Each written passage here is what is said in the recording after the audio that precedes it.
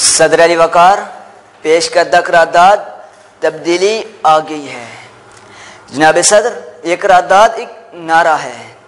جسے بڑے شد و مت کے ساتھ موجودہ فاتح قرار پانے والی حکومت نے ایوانو اقتدار میں آنے سے پہلے لگایا تھا۔ تبدیلی ہر وہ طریقہ کار اور قانون جو سابقہ حکومتوں میں معیوب اور معتوب ٹھہرا ہو اس کا متبادل پیش کرنا، اور آگے یہ تائید ہے کہ متبادل پیش کیا جا چکا ہے۔ گویا کہ میرے مخالفین کہنا چاہتے ہیں کہ موجودہ حکومت نے جو کچھ عوام کو دینے کا وعدہ کیا تھا وہ دیا جا چکا ہے، جو نیا پاکستان بننے کی بات کی تھی وہ بن چکا ہے۔ اب ہمارا ملک ہر قسم کے ظلم و ستم، ناانصافی، لوٹ مار، دہشت گردی اور اقربا پروری سے پاک ہو کر ایک جنت نظیر ریاست بن چکا ہے۔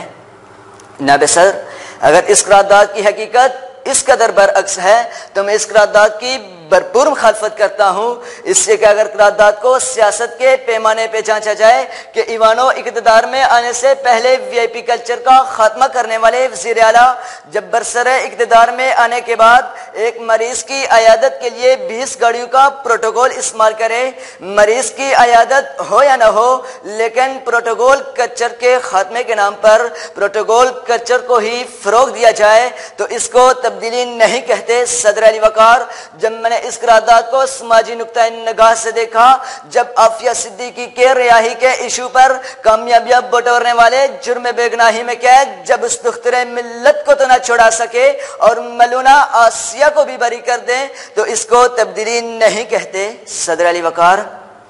جب میں نے اس قرارداد کو معاشی نقطہ نگاہ سے دیکھا، جب ترقی کی شرح 6% سے کم ہو کر 3.5% سے رہ جائے، ایشیا کی نرخ آسمانوں سے باتیں کرنے لگے، غربت 30% سے بڑھ جائے، ڈالر کی پرواز رکنے کا نام نہ لے، جبکہ وزیر اعظم انڈو اور کٹو سے ایشین ٹائیگر بننے کا خواب دیکھیں تو معلوم ہوتا ہے صدر علی وقار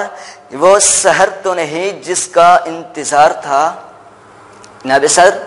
اگر اس قرارداد کو مسئلہ کشمیر پر رکھا جائے، جب 40,000 سے زائد بے گناہ کشمیریوں کو قابض فوج کے ہاتھوں گرفتار کر دیا جائے اور ابھینندن کو دوسرے دن رہائی مل جائے تو اس کو تبدیلی نہیں کہتے۔ صدر علی وقار، اگر اس قرارداد کو عدالتی ترازو میں تولا جائے کہ جب امیر شہر کی شراب شہد کلائے لیکن غریب شہر کی نسوار کو چرس قرار دے کر پابندی لگا دی جائے اور قاضی شہر ڈیم کی جھونپڑی میں رہنے کی بات کر کے لندن کو سدھارے جائے تو اس کو تبدیلی نہیں کہتے۔ صدر علی وقار، جب میں نے اس قرارداد کو عسکری اعتبار سے دیکھا، جب اپنے ہی محافظ دشمن جان بن جائے کہ ساہیوال میں ننھی کلیوں کی آغوش کو گولیوں سے بھون دیا جائے اور قاتل معلوم ہونے کے باوجود مقدمہ نامعلوم افراد کے خلاف درج ہو تو اس کو تبدیلی نہیں کہتے۔ صدر علی وقار، اگر اس قرارداد کو عالمی منظر نامے پہ رکھا جائے کہ اقوام عالم میں ہم ایک تماشا بن گئے ہیں کہ بیرونی دنیا میں ہمارا امیج اتنا خراب ہو چکا ہے کہ گوگل پر بیکاری سرچ کرنے پر بھی تصویر ہمارے سیاست دانوں کی آتی ہے۔ جناب سر، انہی حالات کو دیکھ کر شاید تڑپ کر پکار اٹھا کہ گل گے گلشن گے،